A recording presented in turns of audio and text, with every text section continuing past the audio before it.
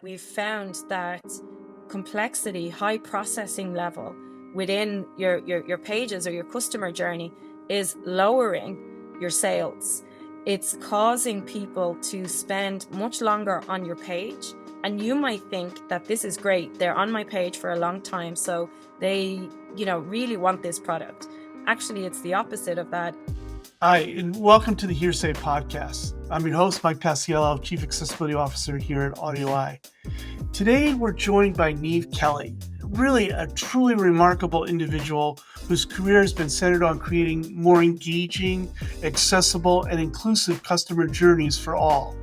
She's been involved in numerous projects, from working with tech companies to expand their audience base, to directing and marketing an online school to 50,000 people worldwide. Niamh has been instrumental in removing barriers to education, technology, and online spaces. Good morning, Niamh, and welcome to the show. I'm so excited to have you here with us. Where are you joining us from today? I'm great, Mike. Thank you so much for the invite. Really excited to be here. And I'm in Dublin, Ireland, where it actually is very sunny today, but we're a few hours ahead of you. Yeah, that's I used to have an office over in Dublin. Charlie Pike and a few of the other friends out over there. Nice to hear that the sun is there, because it seems like every time I go there, it's raining and cloudy.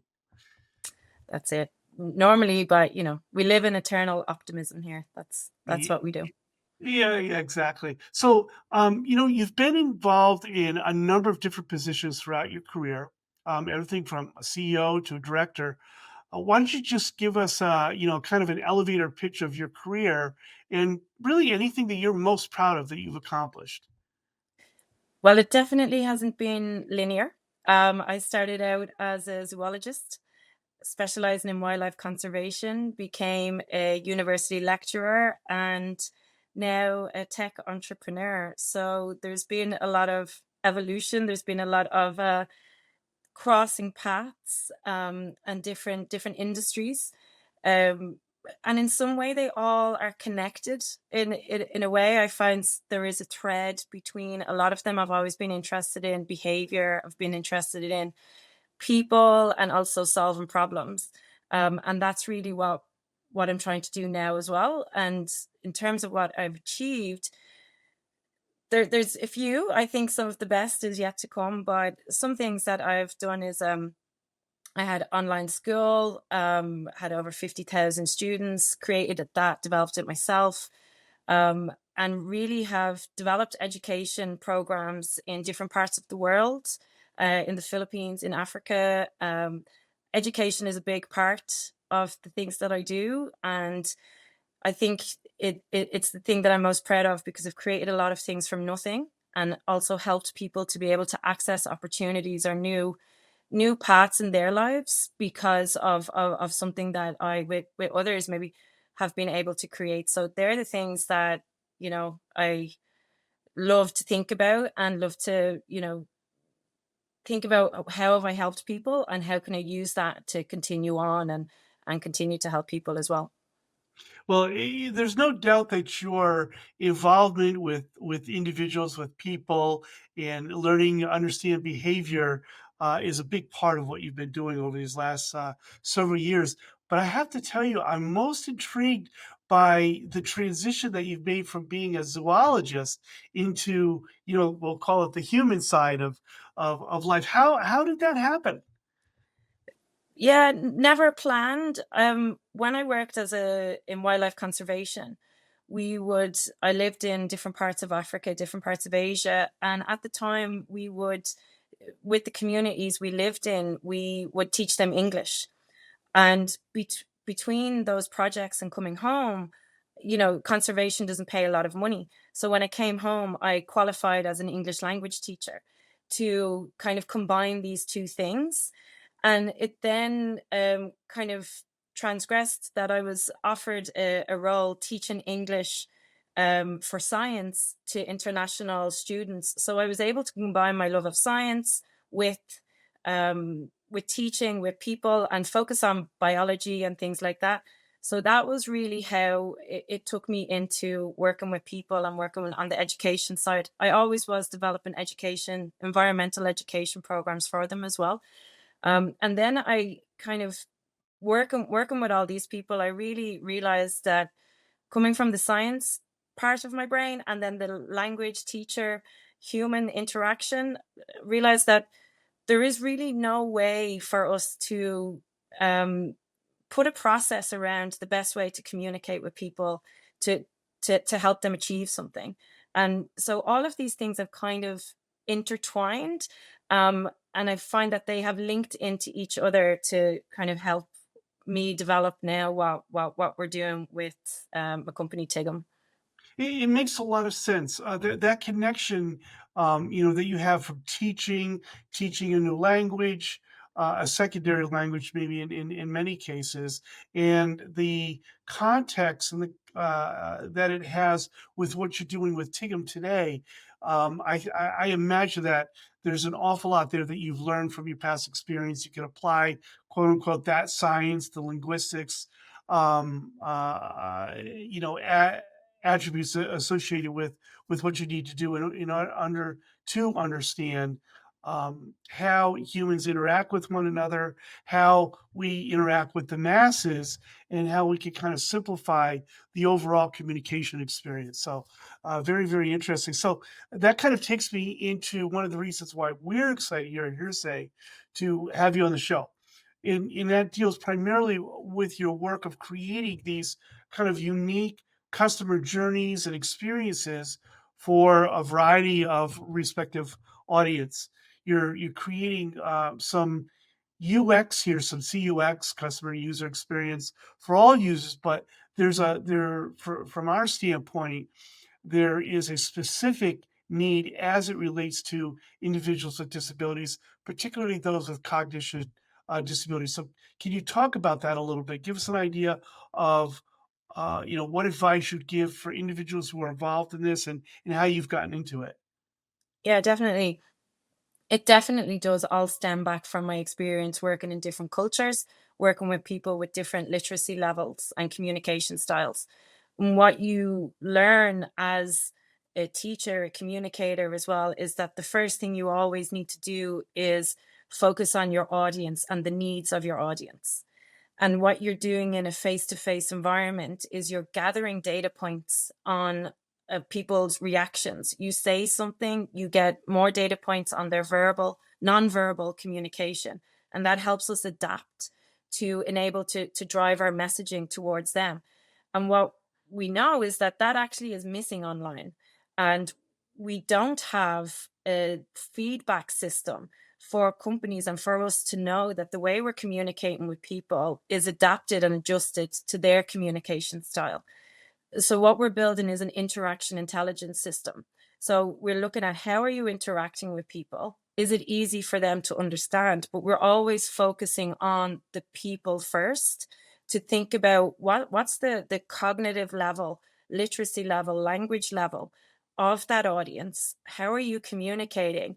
And what potential barriers are you putting there between what you're trying to achieve with your organization and that customer? And so, in a data driven way, then we can look at the linguistic cues in there and we can say this language is too high for this audience. And that's exactly what any teacher would do. A language teacher would go into a classroom and you think, okay, I know their level and I know what words and phrases I can use and I know what I can't. And as well as that, things don't just need to be understandable. It also needs to be communicated in a way that resonates with their culture as well. Because the way I would teach language to Saudi Arabians, to people from Spain, to people from Italy is very different. Everybody has different cultural nuances. And so, in order to achieve the best thing with your messaging, you have to focus on their culture and their literacy levels first. And that's what we're trying to do in a measurable way. Now, can you put that in kind of a business context for us, say from a marketing position? Because from an accessibility background, as we are here at AudioEye, and of course all of our colleagues in the field, we're trying to reach the masses. We're in a key, uh, you know, task that we have is trying to help those who work in, industries and business to ensure that their products are well described and well understood. And so I imagine that this deals or addresses a lot where the marketing groups and who are putting up a lot of this content out there comes into play. So can you give us an example of how this works? Yeah, absolutely. And I think one thing that companies focus on a lot is they have brand guidelines.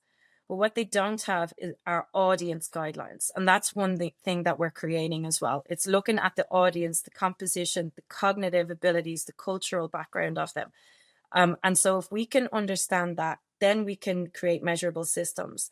And what we've done from the business context, what we have done, and we have kind of measurable ROI, return on investment from e-commerce, is that when we analyze language, in advertisements, advertising, trying to sell products that protein shakes, things that are targeted at gym goers.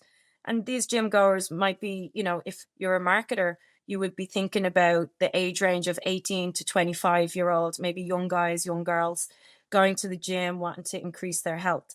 You're selling protein shakes that typically, are formulated with all of these ingredients that have very scientific and very, jargon-esque language. And Right. what we found in that is when you create a high cognitive load, when you put a lot of complexity in the language that you're using around something you're trying to sell, there's a direct correlation there with lower sales. And if you think about that group, maybe they're they don't have a university level education yet, or there's ADHD, there's a dyslexia in that group, and maybe they're buying things at nighttime on their phone, and they just don't have the same cognitive bandwidth to put the effort into trying to understand what all these terminology mean. So when we looked at the language that was being used, and we looked at the behavior it was impacting on the consumers, and when we optimize this to make it accessible, make it easy to understand, but also communicated it in a way that was more aligned to that cultural and literacy language needs of that audience, we were able to help that organization increase their conversion rates by up to 103%. So all of the products increased from 64% to 103%. People were making faster purchasing decisions. They were less price sensitive. So we could see direct relationships between information being easier to understand and a positive business outcome. Now, can you tell me? I mean, this sounds an awful lot like plain language to me. And there's a big movement here, on state sides. G. Reddish has been, you know, outstanding in helping to promote plain language, writing clearly, and communicating. Is what you're talking about different from that, or beyond the software and the platform side, which we'll get into in a little bit? There is an element of using plain language, and certainly a lot of the fundamental ideas of plain language are there. But I feel that just saying making it plain language can be an oversimplification of how we communicate and how we interact. So yes, it should be in language that's easier. You should focus on more everyday words than on jargon. You can still maintain the jargon there, but explain. Don't use acronyms. Explain the acronyms. So there's a lot of principles of plain language that we bring in as well.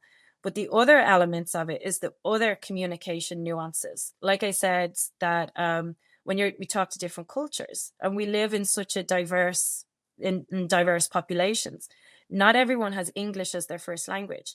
People come from Latin America, they come from France, they come from an Arabic nation, and they react to styles differently as well. So the first principle of how you're communicating must be accessible, or it must be in plain language. However, there are still other elements that you need to consider, like the formality, the tone, level of empathy, the sentiment level. Because again, if you try to sell something in Germany, is different to how you're going to sell it in Japan, for example. So there's still cultural nuances within the language there, as well as it being easy to understand. And when we look at, for example, if you're selling protein shakes, if you're selling medicine, if you're selling something that has a more scientific um, background to it, people actually do respond to it having a level of formality greater than if you're selling a chocolate bar, because we can put things like trust and credibility around something when there's a certain level of formality, but too much can be off-putting as well. So it's about finding the balance for your audience as well. Very interesting. This is something I really, when you and I first started talking, I just thought that there's an aspect here into cognitive science and human interaction that I had not really been aware of, and so I really appreciate, a little bit more explanation of what you're doing, and again, how that compares and contrasts with plain language, which I've been much more involved in over the years, the last 30 years or so. But now, let's talk about your role at Tigim. Now, you're CEO of Tigim. Could you give us a little bit of background on the company and what it's doing and where you plan to go with it? Yeah, well, we're still in our startup phase. We're small, based out of Ireland, but we have a remote team, people in Portugal, people in Peru, and all of our. I'm the only native English speaker in the company. So, like around 6 or 7 of us working. Some of them are part time. And so even that, like everybody comes from different cultures, everybody speaks different native languages. So even balancing that within the company is good learning for what you're doing on the outside. We are working primarily at the moment with e-commerce brands where they have the need in order to not just to be accessible, because one thing to remember is that in the WCAG guidelines, that principle 3 is that your content must be understandable. And now this is something that people still measure in a subjective way rather than an objective way, which you can do with other things like color contrast and your navigation tools. And so what we want to put is that objective measurement system around it. So we have been working on that and putting data driven systems behind that for nearly 2 years, developing our own algorithms, and then developing the system where we get that automatic feedback from on customer behavior, so we can highlight an entirely new way to look at customer behavior, provide new data that actually has never been looked at before, that companies do not have. So e-commerce is a great place for us to be right now because we're helping them measure the quality of their content at scale, which is really difficult for them to do. Also create frameworks for them to measure because they're still just using subjective opinion. And then also a way to align teams so that we can align teams around that cognitive load, um, aspect of cognitive load that you mentioned, that we can align teams from UX, content, marketing, and accessibility so that everybody can come to the same place and measure things rather than just fighting among themselves and leading with opinions and subjectivity. And so, yeah, we're at the early stage of that. We've got a really good system now, and we're scaling that out with e-commerce brands and helping a lot of companies be able to measure how they're communicating and if that is accessible, because that is one of the next things coming in the WCAG 3.0. There's been more of a focus on language, more of a focus on cognitive ability, cognitive load, and that's what we're building so that we can be the system where companies can come and measure against those principles. Of course, as you mentioned, being understandable is one of the four principles of of the web content accessibility guidelines. There in being understandable, but it is highly subjective. And so, really diving into the science of it, the as you call it, the interaction intelligence is absolutely critical right now. I think we've reached the point now where most of the sensory disabilities, as we're familiar with them, the blind, the deaf, those individuals with low vision, those with mobility division, a lot of those aspects of disabilities have been resolved by and large of through accessibility, but cognition is the big one. That's the one we really have to lean in on. So tell us a little bit more, if you could, about how the data that you're using and you're bringing in works with the interaction intelligence as it relates to businesses and what they can do in e-commerce. Hmm. Yeah, so we've developed a three-step system for the interaction intelligence. So what we're measuring who, how, and impact. So the who, we look at your audience. We try to do an audience analysis, try to understand the composition of it, bringing in all of those factors about literacy, uh, cultural background, social background. So we look at who, and then we look at how, which is how are you speaking to them? And this is where we dive into the linguistic nuances. We have over 300 data points. So even in a very small paragraph, we can extract over 300 data points on your linguistic nuances. One of them obviously being complexity, cognitive load, processing level. Readability is in there, but a lot of companies might be familiar with readability, but for us, it's flawed and it's one tiny element of what we look at. We'll still give you the answer for that, but it's part of a bigger picture for us, and we've developed our own algorithms for that. So that's the how. How are you speaking to them, and then the impact. This is the behavioral analysis. So we're connecting. Then we set guidelines, and we say, well, this is your audience, this is what they can handle. We always look at what they can understand, not you really. It's always like, what will they understand? And we measure then the audience, the linguistic with the behavior, and that can be your Google Analytics. So how many people have come to your page, how many people have put a product in a cart, how many people have abandoned that or bought something. And really, then we add these three elements together to do some statistical modeling, which we can then see what language is impacting what behavior.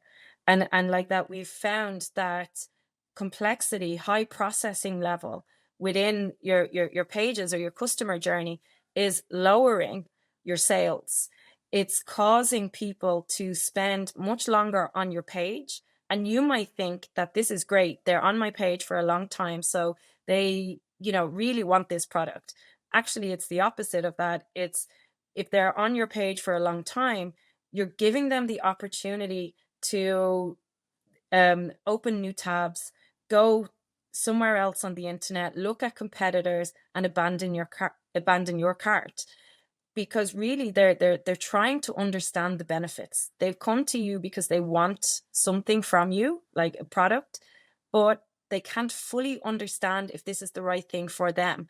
And I had this experience myself recently, buying a wetsuit to, crazily enough, swim in the Irish Sea. Even though it's summer, it's still freezing. Very Um, good. very cold. And so I wanted to buy this product, and it took me a week, maybe 2 weeks of searching online and trying to understand the benefits. And was this the product for me? If I found something easily at the beginning, I would have absolutely bought it. Instead, I left a trail of abandoned carts all over the internet until I found a site that communicated the value of the product, the benefits of the product, not just the features, to me in a way that was clear and easy to understand. And so when we do that, then your people are going to make a faster purchasing decision. And that's what we're helping people see. A lot of marketing, a lot of e-commerce brands think that the low conversion rates of 2 or 3% is because of something else in the funnel. Maybe something, they put more money at the top of the funnel. Let's spend money on billboards.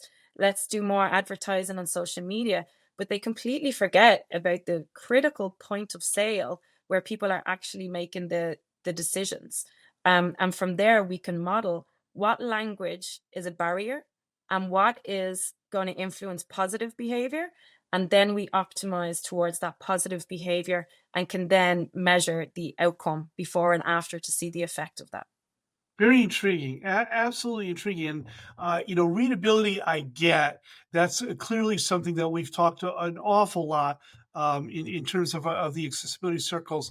But the stickiness aspect is very interesting, where we have always thought, it's the longer you can keep a person on a page, well, then that's a good thing. That means, you've got their attention, they're reading what you have. And the reality is, it may very simply be a cognitive um, um, displacement, so to speak, where they're there on the page because they don't really understand, as you said, what the product is, what it does, how it benefits them.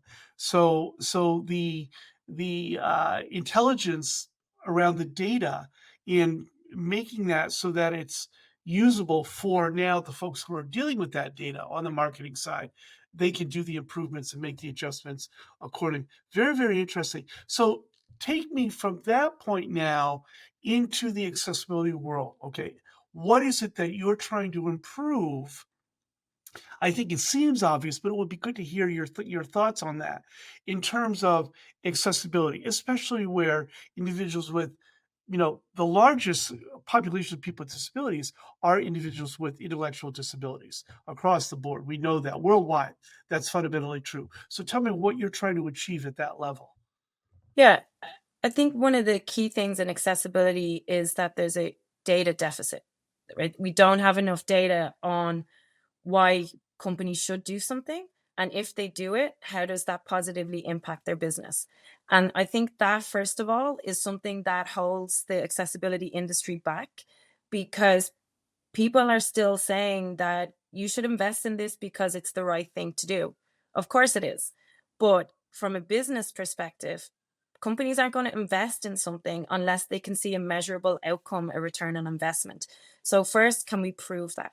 Can we prove to the industry, to all industries across the industry, that accessibility deserves investment because it positively impacts your business from the point of view of more sales, from the point of view of reputation, brand trust, loyalty? Anybody listening to this is probably an accessibility expert and knows all the stats around the amount of money that people have with disabilities they're trying to spend, and they don't have the opportunity to spend it. And that's the other thing for me. The really important thing about what we're doing with this company is we're providing a way to remove barriers so that everybody has access to opportunity. And that access to opportunity can be something as simple as booking a flight for themselves, or but maybe they've got a job, it's their first paycheck. Maybe they want to order something from Amazon, they want to order something online and buy something for themselves or buy a gift for their parents. Things that we take for granted that give us independence as we're all growing up, and we get paychecks and we want to do things for ourselves and for others. Those tiny things of putting in complex language can block people out of an opportunity that seems menial, but to them it's huge. And that's one. When I said, like, all of the things that I've done from zoology and teaching and this, it's always been the same thing that is driving me is somebody's access to opportunity. We don't know how important that is for others.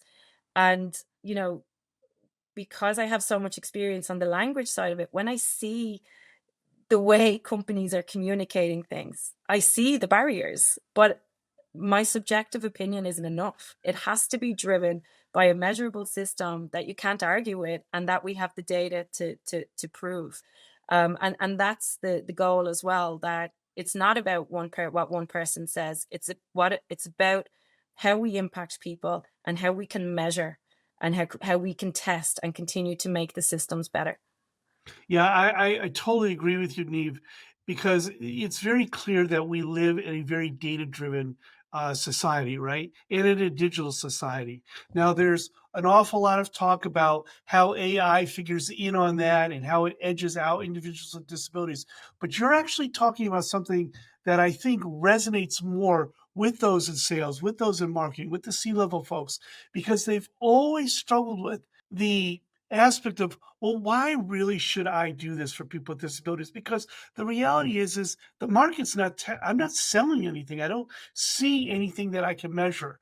What you've produced here on the Tigim platform is data-driven science that gives them the data that they need to make intelligent, ironically, using that word, intelligent decisions about the marketing language that they use to sell to their consumers. And that will increase in volumes where people with disabilities are involved. So I really love that approach. It's just a great aspect of what you're trying to attribute here in feeding into what industry is really looking for anyway in return for their ROI. Good Yeah. stuff.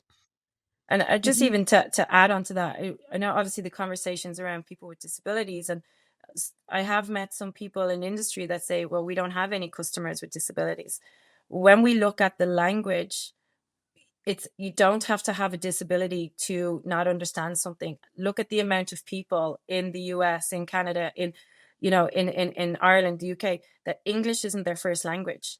So Right. they may be able to speak English in a conversational way, but when they want to go and buy medicine, when they want to go and apply for a mortgage or a credit card, they may not have that language. And although they don't have maybe a cognitive disability, they are disadvantaged because their language is not at the equal level of other people. So you're also blocking out non-native English speakers. And that's a huge chunk of everybody's, market as well. So saying that we don't have to make things easier, we don't have to look at these things is really overlooking the actual potential that's here to be inclusive, not just for disabilities, but people from different cultural backgrounds as well. Yeah, I totally agree with that. Ram Charan often talks about how we're moving into a digital society where personalization is really the key to the next generation of emerging technologies. And I really feel that as we move in that direction, we will start to bring in more individuals with disabilities as a natural evolution of the technology that what we're developing. So, and I really feel that what you're developing here in the Tigger platform is a great road. It's a great ramp up into that and understanding that. Again, irony in some of the terms that I'm using here as they fit in well with the accessibility and disability paradigm. Let's move on to another topic, though. Something else that I know you're very passionate about. You've worked with the organization Leaders for Accessibility, where you kind of consult and with other companies to help maximize their revenue and engage customers effectively. Can you talk to us a little bit about this work there at the Leaders for Accessibility, and what role does technology and AI play in identifying those revenue opportunities for them?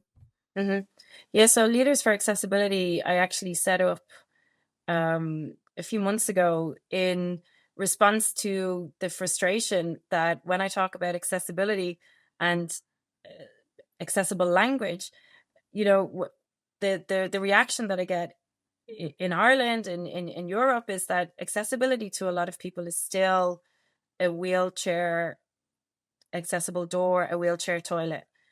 Accessibility hasn't expanded into people's mindset, and especially when I talk about language, it's a entirely new concept. So I thought, okay, there needs to be more awareness, there needs to be more education here. And I also know so many people that are specialists in so many different aspects of accessibility. So I tried to bring them all together. I see my role in this as a facilitator, bringing together all of the solutions that companies can have, all of the consultants and the specialists, and a lot of those are people with disabilities that work for themselves, and they have a great role in being able to be that lived experience for organizations. So what we're doing there is creating a one-stop shop that any organization can find access to specialists, to solution providers, so we can grow that out as well. And in terms of AI, there's a lot of the companies that we're working with are using it within their products. And where we have the plan for this platform to go as well is really to understand the needs of the organizations I spoke with an organization yesterday, and they're at the very beginning of their accessibility journey, not just on the digital side, but on the physical side for their employees. And they are at the starting point. They okay, their building has some ramps and some physical things, but there's so many other things that they haven't thought about, from their employees with autism, employees with ADHD, somebody has vision impairment now.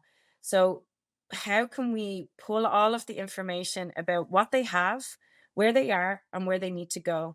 And what we can do now, and what we're going to build out, is an AI system to be able to match them with consultants, with solution providers, and also be able to create a strategic plan of action for them going forward so that they can become a leader or best in class employer for people with disabilities, and extend that out also into their customer side as well.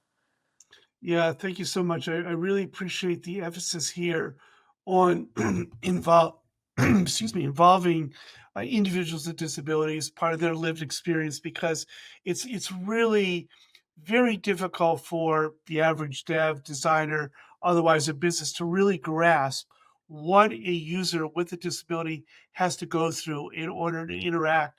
Again, especially as it relates to technology and digital society. As you said, the people by and large kind of understand the notion of ramps and accessible entrances and accessible bathrooms. That's the old brick and mortar, Mhm. kind of look and feel of the whole thing. But we're well beyond that now. Living in a world of AI, living in a world, of VR and AR, augmented reality and virtual reality. So much of that is part of our digital society. And I find that most organizations and companies don't really have a good grasp on what it takes. I think they see it actually kind of in a dichotomistic way. It's either too hard, too complicated, and too expensive, and someone else do this. I can't do it. Or they think, as you said earlier, I don't think people with disabilities use our stores. They don't come and shop on. They can't come in. They just they kind of white cane their way, so to speak, through the streets. Very dichotomistic thinking on opposite sides of the spectrum. So it helps us to appreciate why your initiative, the Leaders of Accessibility Initiative, is so important and crucial, especially in the educational aspect of the messaging that you're trying to bring. Do you agree? Absolutely. And I think that the initial fear for a lot of companies is, if we start to scratch the surface of this is going to cost us a lot of money. And meeting with a company yesterday, a lot of the things that I said to them, and I was like, "You can do this, you can do this," and they're shocked that it was actually this. These are easy fixes. This wouldn't cost so much. And so, if we break it down into very simple, actionable steps, if we first we have to raise the awareness, because there's a lot of people, they just don't know what they don't know, and once you start talking about things and pointing out things, they go, wow, I never thought about that before. And that's especially in Ireland, I feel that we're quite far behind the USA in this mindset. I think there's a mindset shift now. It is maybe coming on the back of the EU Accessibility Act next year. But I think that's still, maybe if anyone's thinking about it, it's still on the digital side. And the employee side is maybe starting to get a little bit of traction now. But I just know that people, the guiding principle I have for this and doing it is, I know that people want to do better. They just don't know where to go. And if we can provide a place for them to come and feel safe to ask questions with our network, if we can just show them little solutions, little tiny tips about alt text, about hashtags on your social media, it just starts to open their mind and their awareness to the little things that they can start to put in place. And they might just be a bit more comfortable and confident with implementing more things as they go, because it can be overwhelming. And it's like, well, if I open this box, how do I get it back in the box? Well, what do I do? Especially if you don't have buy in throughout the organization as well. So I believe education is the first step for everything, really, and that awareness, I think, you know, ironically lowers the barriers as well and makes it more accessible for other companies to be able to find the solutions. You know, if we just put everything together easily, it's like, oh, I'll just reach out to them and get an answer rather than it being overwhelming. Yeah, yeah, I totally agree with you. It's amazing how after being in this environment for some 40 years now, we're still talking about education and awareness. There's just not enough of us to help them understand what it takes, that the cost factors, as you said, are really not that high, particularly if you approach it from the get-go, from the start of whatever technology, whatever it is that you're developing and designing. Neve, in light of that, because that was a great segue into my final question here as we round off this interview. What advice do you have beyond what we've just talked about in terms of education awareness? What advice could you share with us, in more importantly for organizations who are looking to improve, their own customer journeys and better engage individuals with disabilities?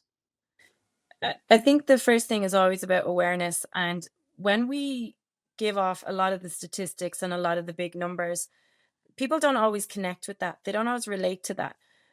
I think an important exercise that everybody can do is like do a friends and family audit. Think about the people around you. Think about the people in your family that you know that may have a disability. It could be an acquired one. It could be your father has lost his hearing with age. Your mother eyesight. Somebody else could be sick. Think about the people that are closest to you, your friends and family circle, and when you do that, you actually realize there are more, you're connected to a lot of people that have an issue in some way. And that's who you think about when you're designing. That's who you think about when you're marketing. Have a look then at your customer journey. Would your father, your mother, your brother, your cousin, aunt be able to get through that customer journey? And when we think about that individual, we have more empathy towards the experience rather than thinking in the big numbers, rather than thinking of the persona. You know, it's John is 22 and he likes to go to the gym. Okay, well, maybe you have a cousin that's that age and maybe he has dyslexia. Would he be able to easily get through that customer journey and buy your product? Or no matter what your journey is, would they be able to achieve the goal you've set there? You know, and I think when we relate it to that, it's also easier to believe and understand the statistic when we say like 1 in 5 people have a disability, because you go, oh, you know what, actually there's so many people in my family that have conditions that I never thought about before. And once you start to see it, you can't unsee it then. Then you start to look at things with a different frame of mind, with a different perspective, because now you're thinking of the people that you know. And I think that's a great way to lead any project that you're on. You know, whether it's on customer facing, employee facing, any of those things, start from maybe a personal perspective, and you'll be much more engaged. It's much more people first. um and it's, I think it's a better way to design journeys. Yeah, I totally agree. And I'm thinking about timing right now. I mean, we're headed into that part of the year where commercial enterprises are looking at, well, the holidays are coming up. They need to expand their markets. They need to beat last year's sales and revenues and things along those lines.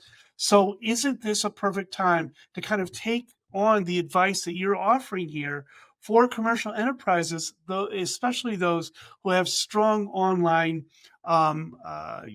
platforms themselves, to start to reach out and engage users with disabilities and consumers with disabilities. Again, as we head into that holiday season. Yeah, exactly. It's not about more banners, pop-ups, you know, here's 10% off, sign up for the email. We're creating more cognitive load. And actually what you're doing is you're reducing people's trust in you as a brand, and they're turning away. If they're going to buy from you, they will want to buy from you. You don't need to overload all of these things. Think about it from the perspective, if your mother wants to do shopping for the grandchildren, you know, coming up into the holiday season, is this too much of an overload for them? Do they trust in the system that's saying, add your credit card details, add your credit card details? Think about it from the human perspective, the individuals that you know, and think about, would they trust this? Would they feel comfortable with this? And that is, I think that's a better place to lead your design, your development from, rather than just overloading us and making us run away. Yeah, exactly, exactly. Let's just take a little bit of a step back outside of the disability window, so to speak. And how do we approach just the general commercial world in terms of cognitive science and cognitive linguistics, and apply that to commercial enterprises as they start to expand their sales headed into the holiday season? It's a really interesting question because it is one area I feel that people overlook. And the way we communicate in the broader sense with everybody really impacts behavior. One thing that's really important is to always look at the language that you're using and think about, how does that apply to people in the real world, people that you're connected with, just your family members, if teenagers, children. We're so overloaded with a lot of the things online. We're bombarded with messaging, with notifications. And if you're adding to that, it's not that you can't message people, but make sure that you're messaging them or delivering a message in a way that resonates with them, that's easy for them to absorb, that's easy for them to remember. And always start with the perspective of who that individual is. What are they doing in their day? It's not just that everybody isn't ready to sit and intensely read your message, read the promotion. People are busy, they're moving around. So think about the situation that your message is hitting people. Think about what they're doing in their day, what time of the day they're going to be looking at that. A lot of people are browsing online, browsing on their mobile, so there's the device that they're using. They're probably tired at the end of the day. So when you start from understanding the how they're interacting, then that's a really good approach for looking at the language and think, is this something that will be easy to understand? Is this something that will resonate? Yeah, that makes a lot of sense. Niamh, thanks so much for joining us here on the HearSay podcast. I really can't wait to see what more you're going to accomplish in enhancing accessibility and inclusivity across the digital world, and just look forward to meeting up with you again. Thanks so much, Mike. It was a pleasure. HearSay is produced by Sojin Rank, Mike Barton, Mariella, Paulino, and Missy Jensen. Edited by Alex Dorrier.